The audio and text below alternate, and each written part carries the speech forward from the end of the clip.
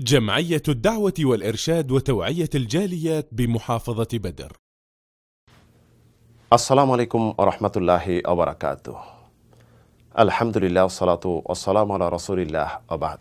সুপ্রিয় দর্শক ও শ্রোতা বন্ধুগণ, ইতিপূর্বে আলোচনা করেছিলাম আহলুল হাদিসকে কাফের বলে সাব্যস্ত করা হয়েছে এবং মসজিদ থেকে তাড়িয়ে দেওয়া হয় এবং পথভ্রষ্টের দল বলা হয়, যারা রাসূলের সালাতের মতো সালাত আদায় করে। যে পদ্ধতি রাসূল সালাত আদায় করছেন সেই পদ্ধতিতে সালাত আদায় করলে এই খেতাবগুলি দেওয়া হয়। তো আজকে আলোচনা করব সিনার উপর বা বুকের উপর হাত বাঁধার বিষয়ে। হাত বাঁধা সালাতে যখন দাঁড়াবেন হাত বাঁধা, এটি সহিহ সুন্নাহ দ্বারা সাব্যস্ত।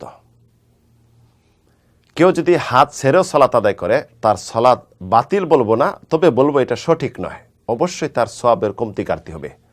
যেমন মালিকি মাযহাবের একদল হাত ছেড়ে দিয়ে সালাত আদায় করে। রাসূল সাল্লাল্লাহু আলাইহি সাল্লাম সালাত আদায় করেছেন হাত বেঁধে। এই বিষয়ে একাধিক সহিহ হাদিস দ্বারা সাব্যস্ত। কোথায় রয়েছে যে নবীদেরকে আদেশ করা হয়েছে, কোথায় বলা হয়েছে মুমিনদেরকে আদেশ করা হয়েছে, কোন হাদিসে বলা হয়েছে যে এটা নির্দেশ করা হয়েছে হাত বাঁধার বিষয়ে। তে হাত কিভাবে বাঁধব? হাত বাঁধার তিনটি পদ্ধতির হাদিস দ্বারা সাব্যস্ত, সহিহ হাদিস দ্বারা। একটি হলো হাতের উপর হাত এভাবে, আরেকটি হলো এই কবজির উপর ধরব শক্ত করে, আর আরেকটি হলো এভাবে। অনেক ভাই রয়েছেন এভাবে হাত ধরেন, এটা সঠিক নয়। তাহলে তিনটি সাব্যস্ত, একটি হলো হাতের উপর হাত, আরেকটি হলো কবজি এভাবে ধরবো, আরেকটি হলো এভাবে হাত বাঁধা। সহিহ হাদিস দ্বারা সাব্যস্ত এবং সকলে এই বিষয়ে ঐক্যমত। এখন প্রশ্ন, আমরা হাত কোথায় বাঁধব? হাত কোথায় বাঁধব এই মর্মে 100% সহিহ হাদিস দ্বারা রাসূল থেকে সাব্যস্ততা আসেনি যে রাসূল কোথায় হাত বাঁধছেন। তবে নাভির নিচে হাত বাঁধা যে হাদিসটি রয়েছে, হানাফি মাযহাব যেটি আমল করে এবং আমল করার জন্য খুব জোর তাগিদ দেওয়া হয়, এই হাদিসটি বর্ণনা করার পর এই হাদিসটি দুর্বল বলেছেন। আপনি নাভির উপর বাঁধেন, সিনায় বাঁধেন, সিনার নিচে বাঁধেন, পেটে বাঁধেন, সমস্যা নেই। তবে কেউ যদি সিনার উপর হাত বাঁধে তাকে আপনি কঠোরভাবে নিষেধ করবেন না এবং তার বিরোধী করবেন না এবং তাকে ওয়াহাবি বা কাফের বলে ফতোয়া দিবেন না।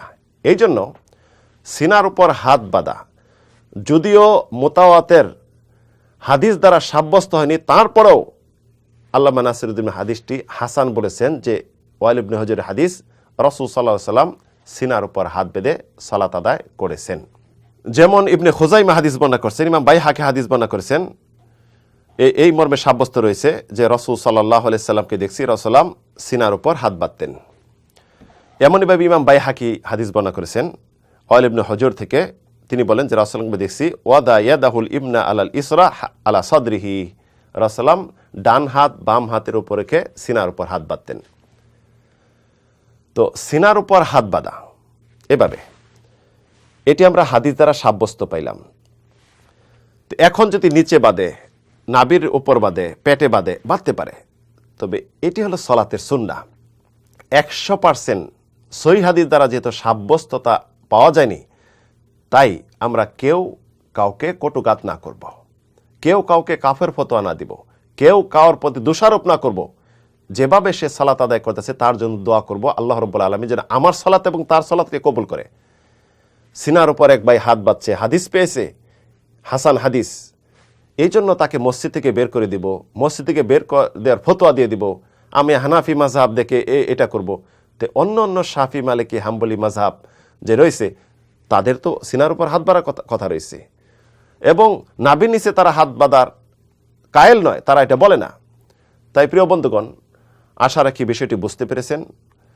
সিনার উপর হাত বাঁধা হাদিস দ্বারা সাব্যস্ত, আপনি হাত বাঁধবেন। যারা সিনার নিচে বাঁধে তাদেরকে নিষেধ করবেন না, বিরোধী করবেন না। আপনার সালাতও সঠিক, তাদেরও সঠিক, এবং তাদের জন্য দোয়া করবেন, আপনার জন্য দোয়া করবেন যে আমাদের সকলের সালাত যেন রাসূল সাল্লাল্লাহু আলাইহি ওয়াসাল্লামের পদ্ধতি অনুযায়ী হয় এবং কারোর কোনো বিরোধ আপনারা করবেন না। আল্লাহ রাব্বুল আলামিন সঠিক বোঝার এবং সঠিক আমল করার তৌফিক দান করুন। আমিন, আল্লাহুম্মা আমিন।